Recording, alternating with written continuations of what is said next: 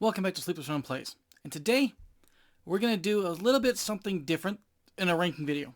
I've ranked a lot of mechs over the time. I've ranked from 3025 all the way through to, well, I think we did 30, we've been doing 30, we did 3067. And now I thought I'd walk back a little ways and I'd do something a bit different. And today we're going to rank the weapons of 3025. We're going to rank Introtech weapons first. So, you know, I'll probably do some more later on that will rank the more advanced equipment, because I think it's important to not only rank the weapons, but let's talk about how they function. It's going to be a little bit more in depth on that whole thing. But before we get moving very far into this video at all, let's just take our benchmark weapon, the weapon of which all other weapons will be compared to in Introtech, and that is the medium laser. The medium laser is our S tier weapon. This is a light weapon. It weighs 1 ton, takes up exactly 1 critical space in the mech. It produces 5 points of damage for 3 heat, and it has a range brackets of 3, 6, 9. So pretty good engagement. Honestly, an engagement range you'll find yourself in not an insignificant amount of time in the game. It is the gold standard for all weapons in the game. So let's begin there. And we'll cover the weapons in different categories. We'll be covering energy weapons first, then we'll do ballistics, and then we'll do all the missile weapons. Because the missiles are going to be the more interesting one to talk about, I think. So we're going to save it for last. So next up in the laser category, or the energy category, we've got the small laser. The small laser weighs half of what the medium laser weighs, so it weighs half a ton. It takes up the same amount of critical slots, because you can't go below 1 critical. It has a much reduced range bracket of 1, 2, 3. So 1 for short, 2 for medium, and 3 for long. So it's very compacted. All of its ranges fall within inside of the range of the medium laser's short range. And it does 3 damage for 1 heat. They're often jokingly referred to as flashlights, because they're not very effective, and they do not have much of a range at all. To me, because they do about 60% of the damage of medium laser for half the weight, and for 1/3 of the heat, they're not terrible. The real problem with the small laser is literally the loss of 66% of its range. That makes the small laser a C tier weapon in my book, because it's just can't reach out and touch anything. 3 hexes is a really short range to be fighting in. In future videos, I'll talk about the medium pulse laser, and I'll have issues with its ranges as well. At least for the inner sphere, medium pulses. So now let's look at the large lasers. So we're going to cover all 3 lasers first. The large laser is 5 times as heavy as a medium laser. It has a range bracket that is only, it's 140% of the medium laser's range bracket. It can reach out 5, 10, and 15 hexes. That's not bad. It takes up 2 criticals. But it also generates 8 points of heat for those 8 damage. So while it has increased ranges, it also increases its heat load. But the worst part is, it increases all those things at 5 times the weight. You can get 5 medium lasers that don't even generate double the heat of 1 large laser, but will do well more than double the damage. The large laser's only real advantage is it's got a good range bracket of 5, 10, and 15. But that weight ratio really hurts it. When you weigh 500%, but you're only producing 160% of the damage, yeah, there's an issue there. The large laser, I really feel, is at best a B tier weapon, and that might be pushing it. Next up in the energy category is the PPC. The PPC weighs 7 tons. It does 10 damage, or twice that of a medium laser, and it has a range of 6, 12, 18, but it's also got a minimum range of 3 hexes. So it doesn't effectively fight within 3 hexes. It's hard to hit with. It also eats up 3 critical slots, so it's 3 times as bulky as a medium laser, for twice the weight, or for 7 times the weight, and twice the damage. The PPC, again, the PPC's advantage is a good range bracket, but you are paying 700% weight with a 333% increase of heat. It's a 333% heat generation over the medium laser also, for only a 200% damage ratio. This is pretty rough. I mean, it puts the damage in one location, which is definitely a benefit. It puts 10 points instead of groups of 5 that could go various places. But while it's a beloved weapon, the weapon is really strenuous on resource costs on a mech. So the PPC, to me, is also another B tier weapon. I mean, both it and the large laser are pretty good, but you are paying a hefty price, but weight and heat, over the medium laser. That's why a mech you will see that carries, say, like the Komodo with like 10 medium lasers is truly terrifying, especially when you consider that it couldn't carry 2 PPCs for that. So, they have an issue. The last weapon in the energy category is the Flamer. The Flamer is a pile of garbage. Especially if you're not playing with the rules that allow it to generate both heat and damage. If it's only doing 2 damage or 2 heat at a range of 3 hexes for a ton and a crit and 3 heat of your own, I don't know what this weapon, unless you're fighting hordes of infantry, is truly, unabashedly, a pile of garbage. If you're playing with the heat and damage ratios, or heat and damage causing flamers, it's at least redeemed a little bit. But without that, it is a awful, awful weapon. I mean, if I'm to rate it as by the base raw rules of the game, it's an F tier weapon. It is truly terrible with no redeeming features at all except for the anti-infantry capacity. And let's be honest, a lot of people play Battletech as just mechs versus mechs. Sometimes they get combined arms and throw in vehicles, and sometimes they get really ambitious combined arms, like the way I enjoy playing, which uses vehicles, battle armor, infantry, and mechs, and all that jazz. However, if we're looking at this as a raw mech versus mech, the Flamer's garbage. And even if I was to give it the benefit of the anti-infantry level, it would only barely get bumped to a D. Because it's awful. Its heat, weight, and damage output are just bad. Okay. But trust me, it's not going to be the only F tier weapon on here. We're getting to come to another one right now, and that is the AC-2. The Autocannon 2 weighs 6 tons, but it requires a ton of ammo. So essentially, to use it, you're paying the weight of a PPC. To fire a 2-point shot at 24 hexes max. Now, it has a really impressively good range bracket for this time period of 8, 16, 24 with a minimum range of 4. Now, there are no other weapons in Introtech that can reach 24 hexes, so it can reach the furthest hex. But unless every time you fire this thing you're rolling a head or a floater, nothing on the battlefield cares at all that you're flinging a machine gun shot 24 hexes. Nothing cares. You're not going to kill it unless you're rolling constant heads or floaters with this gun. It's not scary. You need 10 of it to cause a piloting check. It's just bad. I mean, this thing is a steaming, heaping pile of garbage. Even if it only generates 1 point of heat when it fires, I don't care. It is trash. It is trash of the smallest caliber. Not like the AC-5, which is our next weapon up, is a lot better.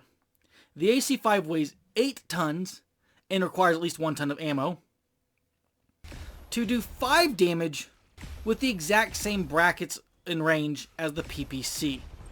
6, 12, 18 with a minimum of 3. 5 damage, 9 tons. It's more than a PPC. It does only generate 1 point of heat. So if you compare, you don't need nearly as many heat sinks to handle an AC-5. This is where the benefit of the autocannons can come in. You can get a long-range, lower damaging shot without requiring a lot of extra tonnage and heat sinks. PPCs require a lot of tonnage and heat sinks, which is why you'll find a lot of mechs like Marauders and Warhammers of the Introtech style unable to handle both their main guns. But a mech built with 1 PPC and other backup weapons, like one of the Grasshopper variants, is very effective. But mechs that concentrate on 2 heavy cannons that are both PPCs are often lacking in the ability to handle this. Well, for one thing, they also jam a crap ton of other guns on there at the same time. which means it's even less likely to handle. Or in the case like the Marauder, when you stick an AC-5 Marauder with 2 PPCs, you're literally throwing heat sinks to the wind that you could have, on the AC-5 you could have used for the 2 PPCs. So the Marauder was 2 PPCs, 2 mediums, and those 9 tons of AC-5 were dedicated to heat sinks, it would be a truly phenomenal mech of the highest caliber. Instead, it's a heat inefficient monstrosity. I love it, but it's still a monstrosity. So the AC-5 is better than an AC-2 because at least it's putting an AC-5 shell downrange for good heat efficiency at a PPC's thing. It just weighs 2 tons more than a PPC to do that, which means it can't be as good as the PPC. The AC-5 is going to be a D tier weapon. It is just so heavy for so much damage, or for so little damage, it's not funny. Next up we have the Autocannon 10. Now the Autocannon 10 hits a nice sweet spot. It still weighs way too dang much. It weighs 12 tons. With another ton for ammo, so 13 tons to use it effectively. It has the range bracket of a large laser though, so 5, 10, 15, which is a pretty good range bracket in the game.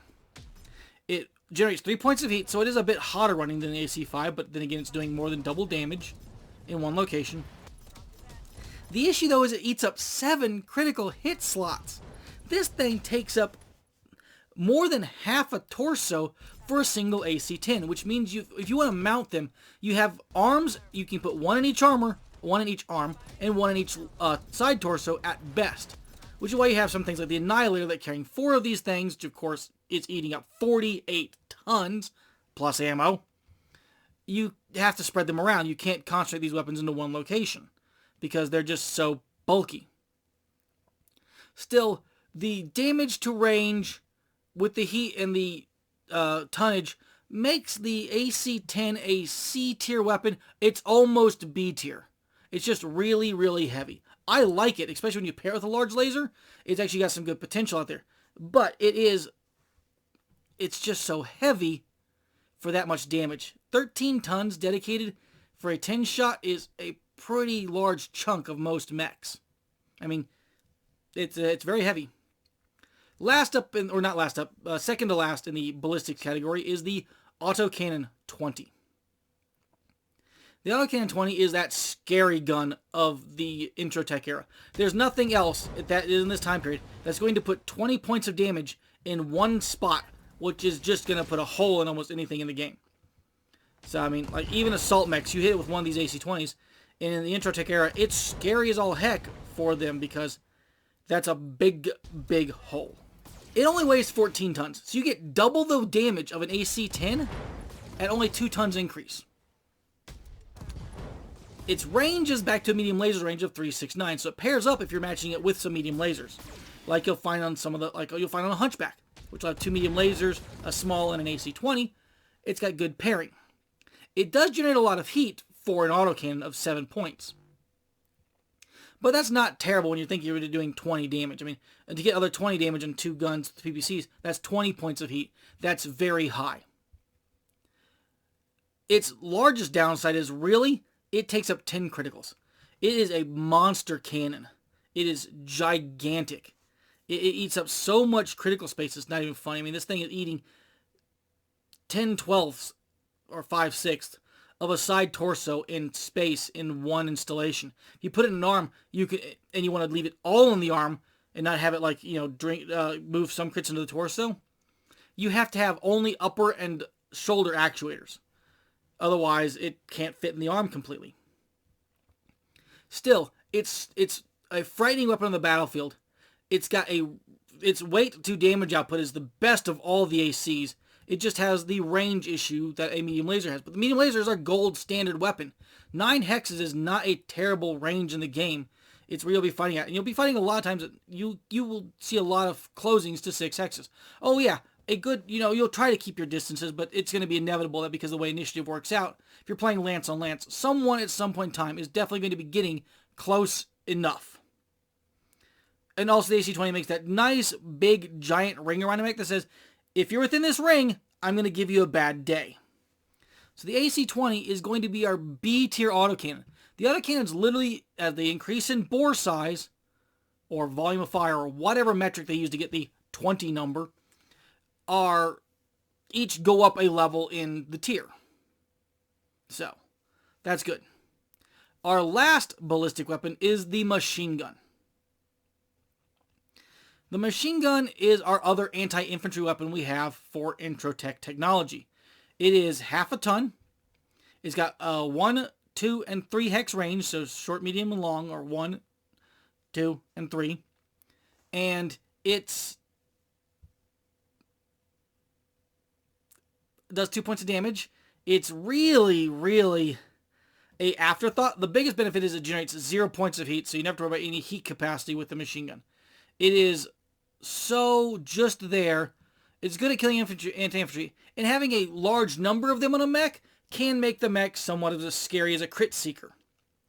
But if you're not mounting a lot of them, and they do weigh a half ton apiece, they really become like, oh, I've got a single machine gun. Great, what does that mean? I have to have at least a half a ton of machine gun ammo, which is 100 rounds. You're never going to get through that in a game unless you're using the alternate rules for rapid firing machine guns. So if you mount enough of them, you can eat through a half ton. But the problem is, the more you put on a mech, the more likely the game is going to decide that, hey, you need a full ton of 200 rounds. What that means is your mech in Introtech era is essentially just a walking Roman candle. You'll get hit, and you'll go up in the sky. Because it is just so much explosive potential that no one survives a machine gun ammo explosion in the Introtech era. The mech you just sort of go poop, and you throw the page away because everything just died. It turns into a fireworks show of the most magnificent exploding bullet proportion. But I do believe the machine gun is better than a flamer because of the heat, weight, and damage ratio. 2 points for 0 heat and 3 hexes with no heat causing ability still makes the machine gun a better weapon. But because of the downsides of carrying them or a boatload of ammo that's going to kill you, it's only a D-class weapon unless you're fighting infantry, and then it's an improved weapon. It might be C-class, but I'm going to say it's D-class. Next up, let's cover the SRMs. The SRMs are the easier missile launchers to talk about because they're all pretty much identical. The SRM-2, SRM-4, and SRM-6 weigh 1 ton, 2 tons, and then 3 tons. For every 2 tubes of missiles, it weighs a ton. They're really easily scaled because they're just like sticking more of the 2 launchers together. Which is where the interesting consideration of the SRMs comes in. A single SRM-2 launcher is actually kind of a bad weapon because you have a 54% chance of only hitting with 1 of the missiles. So you do 2 damage for 2 heat and 1 critical space. And a ton. So if you think about it, you compare them to a medium laser, they are less than half the damage of a medium laser on average, not on maximum. On average, they're less than half the damage of a medium laser, the same range as a medium laser, the same weight as a medium laser, and only 66% of the heat. It's not a good exchange. And the other issue of the SRM-2 is you're carrying 50 launches per ton of ammo. And you'll have some mech designs out there like the Dervish that decide that every SRM-2 launcher needs a full ton of ammo. No, they don't. No, they don't. That's way too much ammo. If you're marrying like 5 SRM-2 launchers to a ton of ammo, that's okay. 4 is also okay. But 1 or 2, you probably should have gone with some other missiles. So the SRM-2 is going to be our C-tier SRM. It's still not truly terrible because it has a 46% chance, I think, roughly, of getting 2 missiles or doing 4 damage for 2 heat at a ton, which is not terrible, but they are likely to go in different locations because they scatter. But it's still our C tier.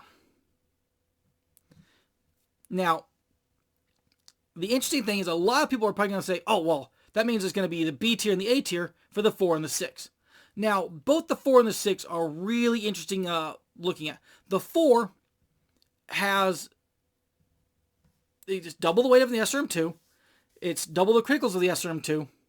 It only generates 1 more point of heat, so it only goes to 3 heat instead of 2 heat, which is good. You get double the volume of missiles for only 50% more heat. That's a significant improvement already. The SRM-4 has a really nice missile chart because unlike the SRM-2, it only has 1 number, double 1s, that result in one missile hitting. The average number of missiles hitting, i.e. you roll 7, the average dice roll on 2d6, actually hits with 3 missiles, or 75% of its volley hitting, which is really good. It is a solid launcher because of that. It's 50% more heat. The average damage roll is 300% greater, or 200% greater than the SRM2. You get 3 missiles versus 1 missile on average. And it is a good size launcher for 2 tons, 2 crits. It's got good weight and good location spacing for the good heat. The SRM4 is actually the A tier launcher because it only has one chance. It's got the best chart for the missiles, more or less, because of your chance of getting 75% of its volume out. I mean, you could take a 6-rack, which the 6-rack's next really good. But if you think about it, if you can find a spare ton, 2 4s is probably better than a 6 and a 2, or 4 2s. We'll get to something called volumetric scaling, where essentially more launchers equals more chance for damage, but lower chance for high damage in a second. We're talking LRMs. But the SRM6 has got a good chart. I'm not going to say it doesn't have a good chart. The SRM6 weighs 3 tons for 4 heat and 3 critical spaces. So it's a bit bulky. It does take up some space in the mech. And it can do up to 12 damage if all 6 missiles hits. So each of them adds 4 to the damage, obviously, for the maximum damage. The SRM2 can do 4 damage, 2 to 4 damage. The SRM4 can do 2 to 8 damage. And the SRM6 can do 4 to 12 damage. Now, the average value, though, on the SRM6 is a 4. So you're only getting 1 missile more than the SRM4 rack for an extra ton. And that's because also the 6, 7, and 8 slots on the 6 rack are all 4s.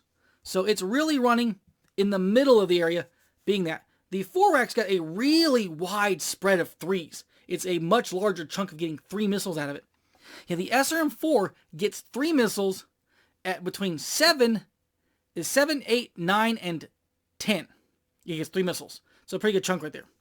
And it gets 2 missiles between 3 and 6. So good right there as well. I mean, you really are floating within those things. It's really like 2.5 missiles is really your average probably. But the 7 is a higher chance, so 3 missiles is the average. The SRM6, though, has a small bracket of 4s, some brackets of 5s and 6s. So it can definitely get a higher maximum. But you're paying an extra ton for, on average, only 1 additional missile hitting. So that's why I'm putting the SRM6 as the B tier launcher. The 4 is the better overall scale launcher for the amount of damage on average to the heat, to the tonnage, to the weight. It's the better sweet spot because of how the charts break out. Having that 3 missile slot in the 4 being on the 7 is just that little nudge up over the 6 rack. I mean, I'll take either the 6 or the 4 with enough launchers compared to ammo. I would prefer generally not to take the 2s because of the low likelihood of getting 2 shells or 2 launches out of them. Okay. And that leaves us with the last weapon in the game, the LRM launcher. The LRM launcher is a really interesting beast because it doesn't scale the same way the SRM one does. Every time you add 5 tubes, its number is wildly weird. So the LRM5 weighs 2 tons. It does, on average, 3 damage. That's the middle number right there on the 5 rack. And it's got a pretty good spread of the 5 also, or the 3 damage. From 5 to 8 is 3 damage off the LRM. So, it's not bad. I mean, it's not great. It's only the same damage as a small laser on average. But its range is really long. I mean, these are the second longest range weapons in the game, only under the AC2. They reach 7, 14, and 21 with a minimum of 6. That is the LRM's biggest downside is if you're within 6 hexes and you're fighting with like things like medium lasers or whatever, your LRMs are going to not hit most of the time. They're really terrible. You can't brawl with them because of the problems they have with that. But they're designed to be, if you can find that 7 hex sweet spot, LRMs are so much fun as raining down at 7 hexes exactly. That's a beautiful slot to hit, or spot to hit. So the LRM5 though, it does cost 2 heat and 1 critical to do on average 3 points of damage, between 1 and 5, averaging 3. Here's the problem though. The LRM10 weighs 5 tons. its average damage is only 6. It's got the same range bracket. It doubles the heat and doubles the criticals. So you do double damage, double heat, double criticals for more than double the tonnage, which is bad. Means the LRM-10 is definitely worse than the 5. The LRM-15 weighs 7 tons, so 1 ton more than 3.5 launchers. Still better mathematically than the LRM-10, which is 1 ton more than 2 launchers, so it's scale-wise, you're paying, instead of extra half pound, you're paying like an extra third of a pound per 5 group. And its average is 9 damage. It can do between 5 and 15, and it has the same range brackets. Its heat also is better than the 10 rack, because the 10 went from 2 to 4. The 15 only goes to 5 heat and 3 criticals. So the number of criticals is going 1, 2, 3, and the heat's gone 2, 4, 5. So it's both better percentage-wise in tonnage than the 10 rack, and better heat-wise than the 10 rack. Then there's the 20 rack. The 20 rack weighs 10 tons. It's just a double 10. Its average damage is 12 damage, between 6 and 20 damage on the chart. And it does 6 heat, so it's 1 more heat up than the 15 rack. So its heat curve is nice. You go from 2, 4, 5, 6 for the heat curve on these things. But the criticals go 1, 2, 3, 5. So it's a much larger launcher. In this time period, I actually tend to think it's better to take multiple 5 racks than it is to take one 20 rack. Because if you're firing multiple 5 racks, you might get a few of them to hit, and you'll get some damage. But if you fire the 120 rack and it misses, they've all missed. If they hit, you do have a higher chance of getting 20 missiles out of it, but the 5 racks will give you a better chance of some damage versus none damage, whereas the 20 has a better chance of more damage than some damage. So it's that whole scale of, do you want to hit more often or do more damage on the times you hit? And personally, I'd rather hit more often. That's my take on it. So I think the LRM 5 rack is the best of the racks, then the 15, the 20, and the 10.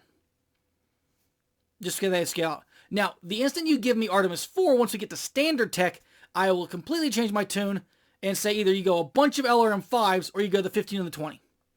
And you just ignore the 10. The 10 is the missile rack you forever eschew and just go, blah, you don't belong. You don't belong here. You don't serve the purpose for volume fire, nor do you serve for the purpose of massive damage fire. So, how do we lay these out? Well, I'm going to say the 5 rack is actually an A-tier weapon, because of its range and the ability to do a little bit of damage for not a lot of weight. And if you take them in bulk, like 3 or 4 of the racks, they're actually a pretty good chance of doing some damage out there. And you'll also save yourself 2 tons over a 20 rack. You'll generate 2 points more of heat, which is more of an issue in Introtech, but you'll also eat less critical slots. And you could take those 2 extra tons for heat sinks if you wanted to, and stick them in there, and then you're covered on heat. More or less. The difference in the heat between the two things is pretty much covered by the heat sink exchange.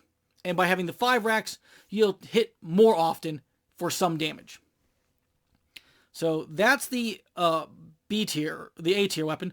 The 20 is, or the 15 is the B, the 20 is a C, and the 10 is a D. And there we have our weapons ranking for the Introtech in the inner sphere, so far as I'm concerned. There is only one S-class weapon for heat to damage to range to weight in the entirety of the Introtech, and that is our golden standard basic bog standard medium laser. This thing is so good still that even the clans use it in some of their variants later on. I'm not kidding, you don't see it very often, but if you'll go check out certain things like, say, the Atlas C, you'll see that while the clans did stick on clan LRMs, clan Straight 6s, and clan Ultra 20s, they left the medium lasers alone because they're still good.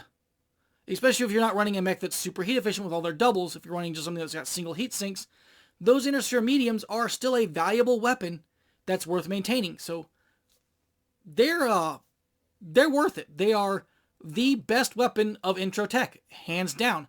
I could lay out some deep math on this and probably show it much better, and I may do that in a future video. But for now, my gut rankings with some analysis going on, is that the medium laser is our golden standard, followed by the SRM-4 and the LRM-5. Then in the B tier, we've got all of our big bulky weapons, more or less. Our large, our PPC, our AC-20, our SRM-6, and our LRM-15 are all our B tier weapons. These are really solid weapons that are definitely standard issue, good for mechs. The C tier are definitely usable weapons of the small laser, the AC-10, the SRM-2, and the LRM-20. And of those, I would definitely say the AC-10 and the LRM-20 are the better end of the C tier than the other ones. And they are good weapons that can use. The D tier is where I'm starting to get down to things that I don't think you should be putting on mechs very often. The AC-5, the machine gun, and the LRM-10 are definitely just not worth it in this time frame. The machine gun is only worthwhile if you're fighting a lot of infantry, and you have a lot of them compared to the amount of ammo you're carrying. If you're carrying like 4 machine guns and half a ton of ammo, at least you can deplete your ammo in 25 rounds. I mean, I think that's insane. Still, I think that you maybe, go for 6 or 8 machine guns at that point in time. Load up on a lot of them to eat that ammo up real fast, because it's a liability. But still, I'd rather take all 3 of those over anything in the F category than the flamer or the autocannon. They're just not good unless you're playing with special rules for the flamer. The autocannon 2 is still not good no matter what. I don't care any excuses of flinging a shell 24 hexes downrange to maybe hit the rotor of a helicopter or maybe take out the wheels of a wheeled tank at that range. Your once in every 20 games effective use of the AC-2 is not worth the weight and the incompetence of that weapon. The flamer, if you're using special rules to light terrain on fire, kill infantry, or cause heat and damage, will definitely elevate the weapon, but still, it is not a good weapon. It still weighs a ton. If it weighed half a ton, I might not complain about it as much, but since it weighs a full ton, it feels like garbage. And there we have it. That is the Innersphere ranking video for introductory weapons. I've been SleeplessRonin. If you've enjoyed this video, please do the typical YouTube thing. Like, subscribe, and leave a comment below. I'll read them even if I do not respond to them. But I'm always here. And as well, if you do enjoy this tier list, I have left a link in the description below, so you can click on it and also go participate, and, maybe we can get a community opinion poll. That's what I was looking for. And then we can all come together and we can see what weapons we think are the best.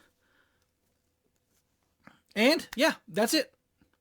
This is the end of the video. Up next, there are probably some videos around me. I'm not sure where exactly 100%, but they'll be around me somewhere. And, yeah, click on one of them. Watch some more. I'd be thankful. I'd be grateful. Until next time, sayonara.